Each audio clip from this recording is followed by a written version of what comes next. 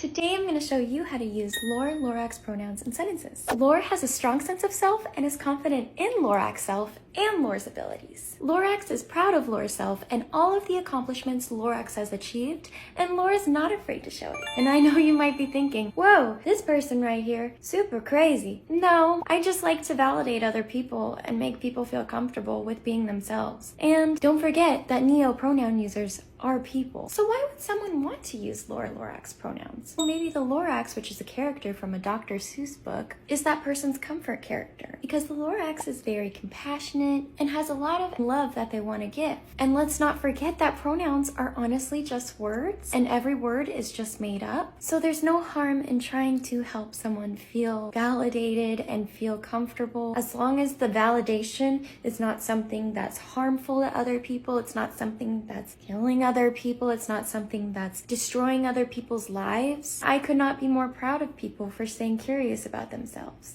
So, yikes. A couple of thoughts on this, but one, for folks that don't know, the Lorax is a fictional creature from a Dr. Seuss book. I actually liked that book a lot when I was a kid.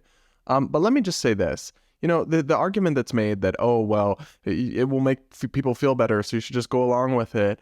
There's got to be a limit to that somewhere. There's got to be a point where actually affirming somebody's delusions is harmful to them, and you should not go along with it. I do use the pronouns for genuinely gender dysphoric, transgender people, adults who've transitioned.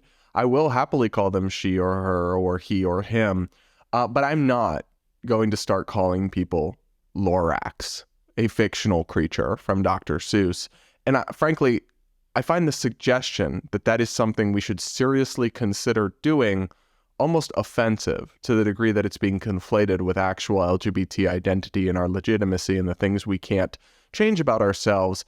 You're conflating that with, honestly, what seems like a mental illness. And I'm saying that not in a mean way, not in a judgy way, but in a way that, like, I don't want to make fun of this person for this, or for people who try to use these kinds of pronouns. But to me, it more so just shows that they're childlike, they're almost stunted in their development, that a fictional creature is how they think they need to express themselves. And I want to know what's gone so wrong that they're so uncomfortable with themselves, that they're trying to escape, that they're so uncomfortable with their actual biological sex, or that they're trying to rewrite language in new ways to seek attention. Are they not getting enough attention at home? Are there unaddressed problems? And that's what how I feel when I see a lot of this neo-pronoun stuff on TikTok, which is, neo-pronoun is what the woke people call all the, like, not the inanimate objects or different random pronouns. I constantly feel like these are a cry for help. This is you making a statement that you need attention and that you need people to help you or validate you in some way. And so I don't want to come across mocking these people, because that would be easy to do, but I think they're hurting. I think something's wrong. And so I'm not going to validate or participate in this. And I'm also not going to let them conflate it with our legitimate identity characteristics. But I think we should have a little bit of compassion for these people, because when you're a grown-ass adult and you're asking people to call you Lorax pronouns, fictional Dr. Seuss characters, clearly all is not well. I'll just say that. All is not well. Sticking on the pronoun theme, I want to show you guys this bizarre and disturbing statement from Lambda Legal, a once serious LGBT rights legal foundation and activist organization.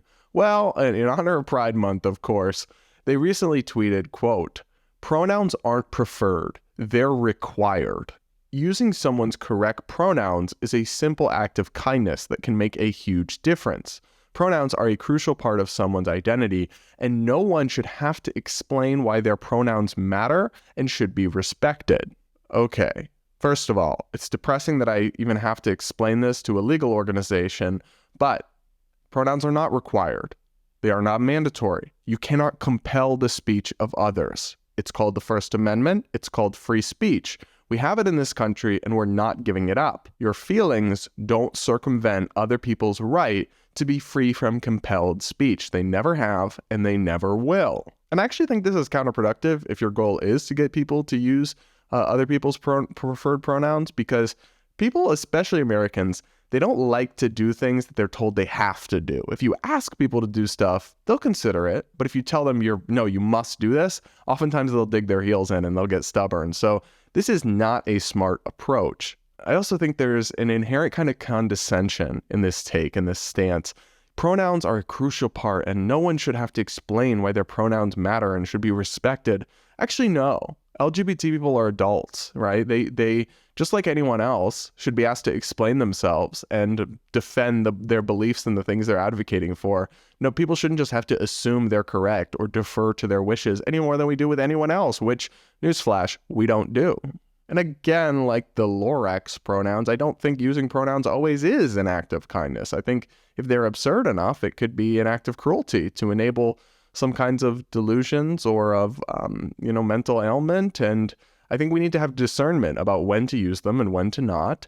And that's our right as Americans. And no, simply no. Side note, we talked about the Human Rights Campaign last week and now Lambda Legal, and it's just depressing to see all these organizations that once upon a time did really great work defending gay rights, achieving equality for gay people, just turn into complete laughingstocks and jokes.